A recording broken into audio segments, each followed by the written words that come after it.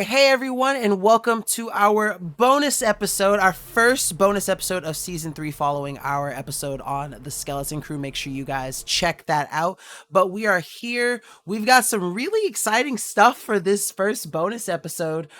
First off, we finally got some submissions on our website, theforceunscripted.com, for some questions to be answered on the podcast. And so I'll play those for you guys and we will give you our answers. So here is the first voice note. What are your thoughts on how Disney's interpretation of the Force differs from George Lucas's original vision? So I'm going to go ahead and, unless one of y'all want to open up on that question, I don't know if y'all want to take point or if y'all want me to take point. You can take point on this one. Okay, cool. So I really don't think that Disney's interpretation of the Force differs too much from George Lucas's. I think that the Force was always kind of a all-encompassing, energy field, whatever.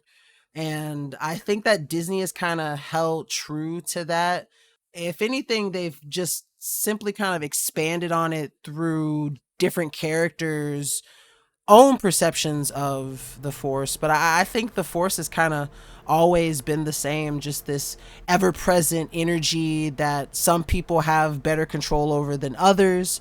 It may or may not influence the flow of life and how life moves, develops, and acts. But I think that for the most part, the interpretation is the same as George Lucas's, really. I'm curious to see how you guys answer that question. Yeah, I was basically going to say the same thing, because if you just watch like the original trilogy, the prequels, it kind of more going towards just like a story. It doesn't really dive too deep into the Force, but like with like the Clone Wars and stuff like that, where George Lucas was actually on, it dives a little bit deeper into it, but I don't think Disney has strayed too far. They've kind of been sticking to with what media and books and all that shit that's already been released, and kind of staying in that ballpark range of what the Force is. So I don't think there's too much of a difference between what they're doing and his vision. So the parts of the Clone Wars where there are like gray Jedi, is that before or after Lucas sold it? There are parts of the Clone Or Wars was that in Jedi? Rebels? Those Rebels. Oh, that was Rebels? Okay, which was definitely post-Lucas. Then, yeah, they changed it a decent amount because they add a third category to the Force altogether, which is neutral. None of George Lucas anything ever had a neutral Force user. Ever. It was either you're a good guy with green, blue, purple, whatever lightsaber, or you're a bad guy with a red one. Maybe in Legends there were, gray Jedi and stuff, but George Lucas didn't write Legends, the books. He just did the movies, right? The media. So I think even if Disney pulled that from the Legends books, those weren't George Lucas's canon anyway, and I don't think they were in his original like movie show vision. I mean, like, wouldn't Qui-Gon like be considered part of that like borderline? Oh, he was a Jedi. A really hippie one, but he was a Jedi. Qui-Gon never tapped into anything relating to the dark side, and I think that's pretty indicative of like grays. Like, I think the closest one that you could say would be gray would probably Mace Windu. Yeah, Mace Windu is the closest, and he's still strictly a Jedi. And if anything, you could also technically say that like Legends Luke strays close to being a gray as well, because of his, the fact that he did fall to the dark side momentarily, and he does understand that the Force is not just light and dark, it is a spectrum. But I would still say, I mean, at the end of the day, that's he's as Jedi can be. He just has the knowledge and experience to have been a gray, I guess, is the way to say it. No, he was tempted to the dark side and felt the temptation and resisted it and is a Jedi, but I wouldn't say he was a gray, like tapping into both and using it as, power. It was, he went angry against Vader, let it all out, realized it, brought it back in, kept his cool as shit. Well, I'm talking more of like the Palpatine clone era where he actually does fall to the dark side. Like after that, when he comes back, I mean, like, I'm not saying he's a gray. I'm just saying like he could be. he understands He doesn't the dark fall side. to the dark side, though. Yeah, he does. He does. It's in the comics. It's the Dark Empire series. Is that canon? Yeah. Well, Legends. Okay, that's what I'm talking about. Nothing in that shit, anything that's outside of the movies and the shows, all that crap, all of Legends, he never considered canon. The things that George Lucas made, there was a clear distinction 100% of the time. You're either good guy Jedi or bad guy Sith. Oh yeah, okay, I see what you're saying now. Yeah, in that aspect, yeah, I guess that is where Disney differs, is that Disney kind of allows sort of like they never come out and flat say it like a gray Jedi or like an in-between or whatever, but there are definitely characters that exist on that line more so than I think George Lucas may have intended. You would never have Ahsoka the White and Balin the Dark Jedi in a George Lucas like film or show. I thought George Lucas was actually working with Filoni and like helped Filoni whenever Filoni created those two characters. No. Well, I mean, adult Ahsoka was already an established character because of Rebels, And which also, was Filoni well, without Lucas input. No, Filoni got Lucas's input on Rebels. I mean, either way, But he had to deal with the fact that Ahsoka wasn't a Jedi anymore. and also at that point, it's not George Lucas's original vision, right? It's George Lucas as like an adjunct opinion. Yeah, what can we do with the bullshit that you've handed me? And that's the problem. Like, people see Balin and they just see Sith. I mean, he may say that he's a dark Jedi or whatever he is, but like, red means bad, as we know. What? Do I have the sound? Wait. Hold on. Shit, I have it somewhere. There it is. Red means bad. Red means bad. So how do you make them not as bad? You make their saber orange? I mean, come on. That would not be something Lucas would do. I mean, he hardly was going to let Samuel L. Jackson have a purple one. But that's a badass motherfucker, and he gets an exception. Right. But he's the only one. And ironically, he is the one that's on that cusp, too. That's funny. Uh-huh. It's poetry. All right, so that's that question. We got another one. This one's a bit long of a recording, so I'm going to go ahead and play it, and then we'll answer it. So, gonna play it now. Okay. Star Wars seems to be a very vast and dangerous setting, even from my shallow understanding. Within this deadly universe, what is the scariest way to die? What is the thing that I'm going to be holding my breath, praying for never happening to me? And then on the flip side, what is the hottest way to die? As in, what if I die this way, how will I still feel good about it? Like knowing I left a badass mark on the universe. Okay, so the scariest way to die, in my opinion, it's funny because they kind of show it in Skeleton Crew. I think that the scariest thing is like jumping into hyperspace and never coming out. Like that would be my biggest fear. That would be the thing that, like, God, if I'm in the Star Wars universe, I hope this never happens, because, you know, like, it's all a bunch of calculations and you're off by like 0.0001. You might fly into a fucking star or go into hyperspace and never come back, like the fucking Katana fleet, you know? So I think that is probably the scariest way to die, in my opinion. Like, there are a lot more gruesome ways, but I feel like if like irrational fear is the root, I feel like that's definitely the one that's going to scare the shit out of me. Now, conversely, the other part was, what's the hottest / like most badass way that would make you feel good about it? Like, I'm gonna definitely take this. I'm gonna take the sexual approach on this one. Force choking. Like, if I die by force choke, at least I died with a boner, and I'm standing by that. That's wild. First off, I think like the scariest way to die, I don't know. I feel like, you know, crashing into a star, whether fucking getting lost in hyperspace. It's like, yeah, but you're pretty much gonna meet a pretty quick death. Well, not necessarily. What if you go into hyperspace and you're just stuck in hyperspace? Like, you're just gonna starve. They just starve. That's a slow death, I guess. But that's not like, you know, starving to death's not like too crazy. I mean, you're gonna hallucinate and shit. You're gonna dehydrate. I don't know. That's pretty fucking. That's scary. Getting eaten by a rancor, bro. I fuck that. It's fast though. Is it though? It's so much slower than running into a star in hyperspace. That's Get- literally instantaneous. You wouldn't ever feel a thing. Getting eaten You're by just a gone. rancor, you're fucking hearing your bones crack, the teeth dig into you, fucking in its fucking disgusting ass mouth. It'd probably even be like fucking playing with your body parts. Like, fuck getting eaten by a rancor. You saw what it did when it had Din Djarin's head in its mouth. Okay, It well, does. I'm not afraid of being consumed. I'm not a pussy like y'all are. I'm a pussy in different ways. I honestly thought you were gonna say getting eaten like that character from Skeleton Crew as the hottest way to die. I fucking hate you. Not again. I'd say the hottest way or most badass way to die. Fucking what's her face from the sequel trilogy? Where she fucking hyper jumps through like 18 ships. Or not 18 ships, but Holdo. fucking You're talking about Holdo, right? Admiral Holdo. yeah. I just couldn't like put a name to her face, but yeah. Fucking just jumping through the fucking the ship at hyperspace. I'd say that'd be the most badass way to die.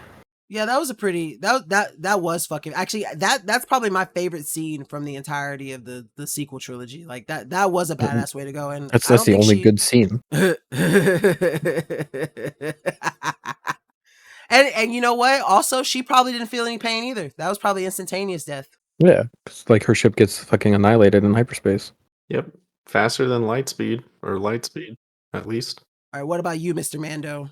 Yeah, I definitely don't think dying in my spaceship would be the scariest way to go. Starving, I mean, whatever.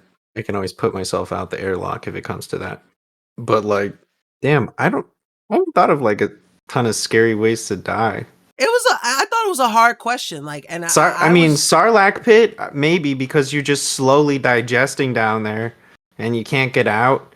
And so your skin is burning off and melting with you alive in it. I mean, that's a pretty scary way to go. I'm gonna go with that. Hottest, most badass way? Shit. It's gotta be like going out like those X-Wing pilots in Rogue One. It's pretty badass. diving on that shield and shit. Uh-huh. Like saving your homies on the ground, still getting taken out, but like, you know, the mission got completed because you saved your homies on the ground. But did they know the mission got completed? They hoped Well, he knew. did. Yeah, you're right. I mean, it was hope. He had hope, all right? Hey, rebellions are built on hope. Yeah. What the pessimist said. I actually kind of want Brick 3PO's input on this one too. It's the scariest way to die. It's going to be a jab at you, which is going to be a hot body press. Oh my god. Leave me alone. No. But in reality, disassembly, part robot. If you're struck down and disassembled and remade into somebody brand new, then it's like the Jason and the Argonaut situation. Are you really the same person as before? Wow, that's very existential of you. I mean, he is half meat, half droid. It's a legitimate fear. Secondarily, hottest, most badass way to die. I've had this thought. Warrior's death would be great. For honor and stuff. For honor and stuff. I like that. What's his face from the Clone Wars? General gonna die. I've learned from the Clone Wars that if you got like a badass Gatling gun, you're going out in a badass way, probably dying in, you know, a very honor bound way. Heavy, Commander Thorn. I can't remember the commander on Ryloth.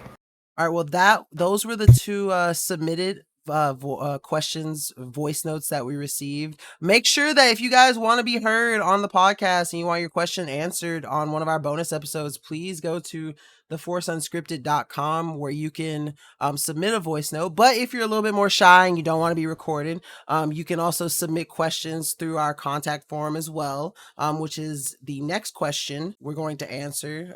It was submitted and it reads, Star Wars often deals with themes of morality and redemption. Are there characters whose moral journeys you find especially complex or interesting? Bo-Katan.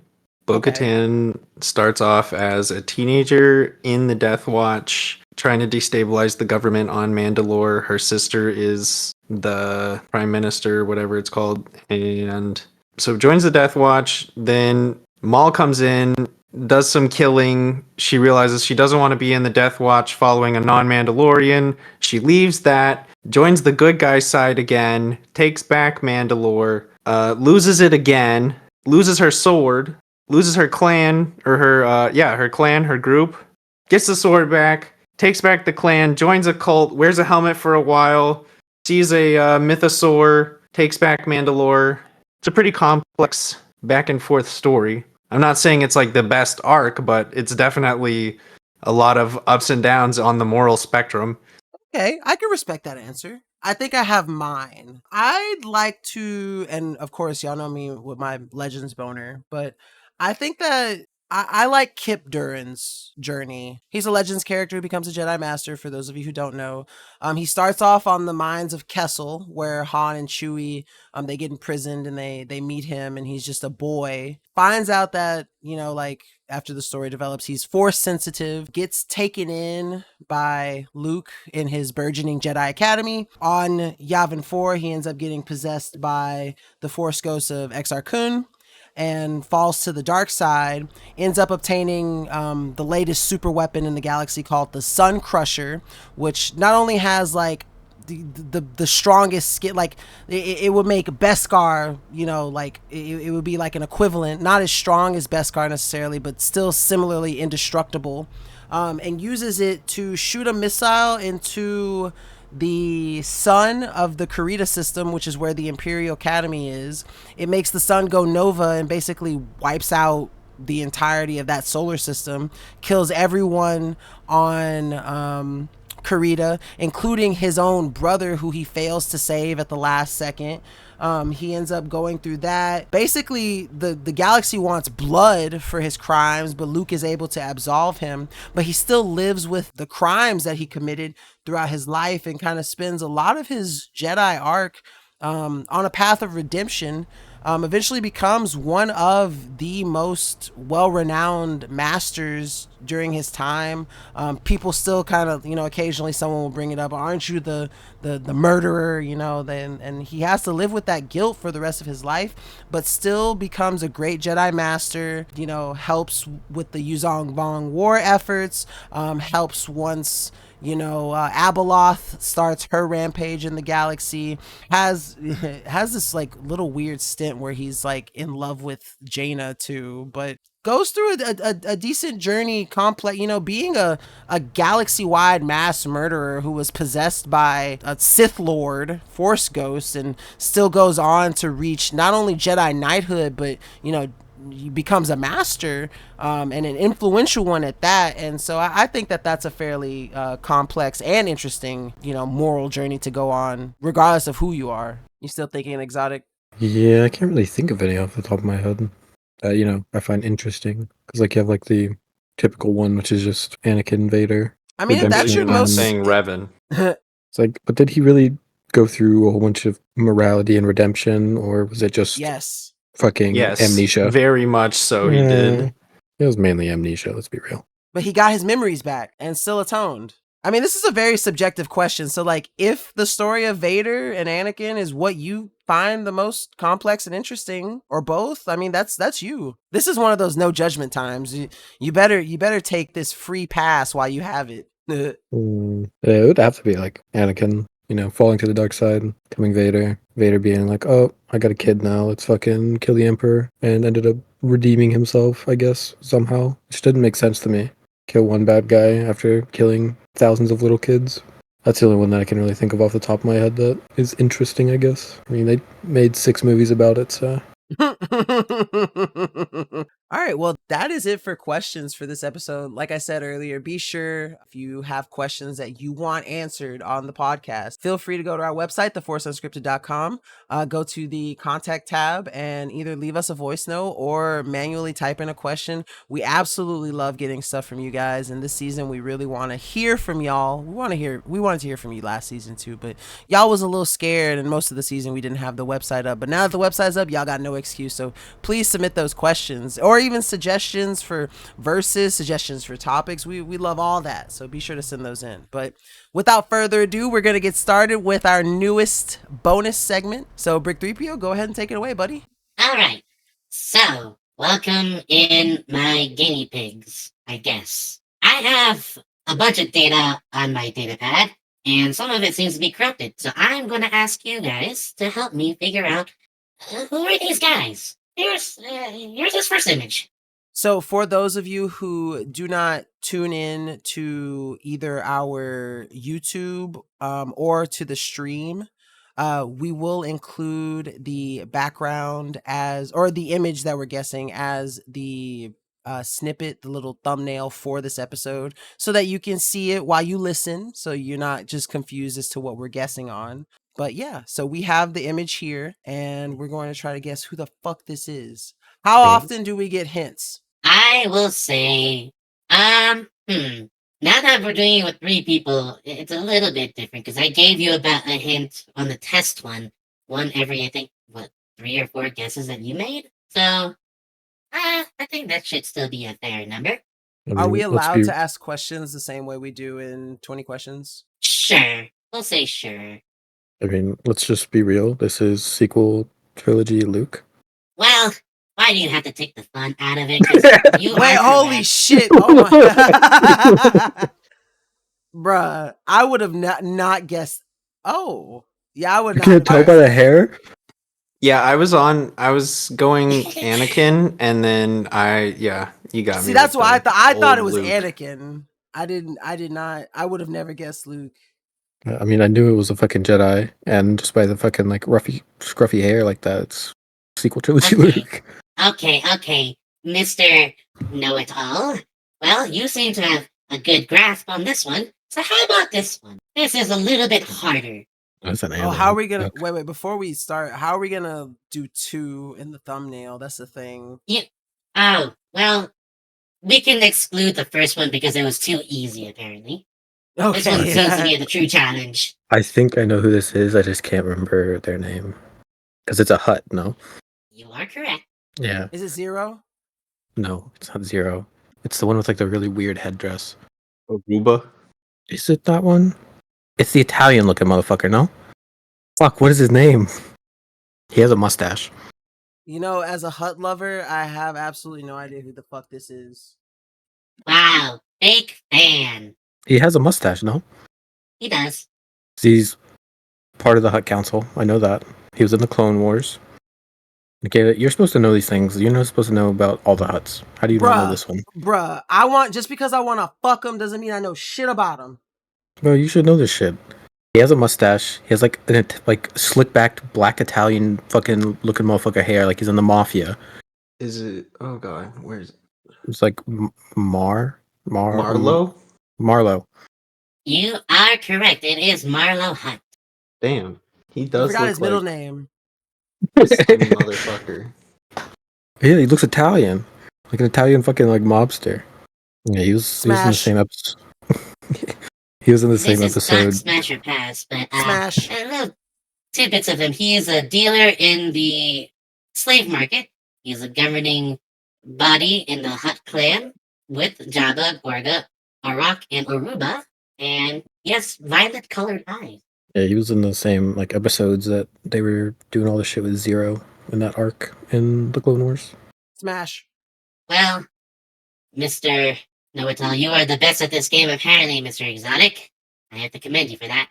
Hey, I grew up on Who's That Pokemon, so Well, that has been my segment for today, since apparently they're not hard enough. I had to pull out something more difficult. Is that all for today's bonus episode? I guess. I mean, I kind of like this. I feel like I am at such a severe disadvantage for this because most of my knowledge from shit is all like reading. So images are not going to be my forte. Well, we now have something that Exotic can one-up you on. Yeah, he finally has something. Thank you for admitting that he just now has something he has one up on me. Just now. That's the only No, thing. there's other things. Except Oh my god. this is the first time I have the voice. So, for how much flack you give him, he can give you flack now. Me give him flack? Okay. I mean, there's one Toxic. other thing that you beat me on, Nikita. Don't say it. Shut up. Okay, that's been today's bonus episode, everyone. Thank you. Being the biggest bitch around. God damn it. That's fun though. I'm gonna enjoy this segment. Do you have a name for it? What do you want to call it? Well, the folder I have it under is database of corrupted data. So the DCD. DCD, database of corrupted data. I was thinking like whose silhouette is it anyway, but you know, I like that too. It's very nerdy. It's very Brick 3PO. Brick 3PO-esque. God, that's hard to say. All right, well, that has been this week's bonus episode. Thank you guys for being here. Be sure to tune in to our main episode about the skeleton crew that preceded this, if you haven't already. And be sure to follow us on all social media platforms, wherever you get your podcast fix, at Force Unscripted on Twitter, formerly known as X. And be sure to check out our website, as I've already mentioned a bunch of times, but I'm mentioning it again just because I love it. theforceunscripted.com, where you can go to our contact tab and either leave us a voice note that we will play and answer on the podcast, as well as you can leave us a question, suggestion, whatever you may have, stuff you want us to talk about on the contact form that is on the contact tab. But until next time, peace out, Girl Scouts. May the Force be with you, and we will catch you on the next one. Thanks for listening. See you later. Later. Later.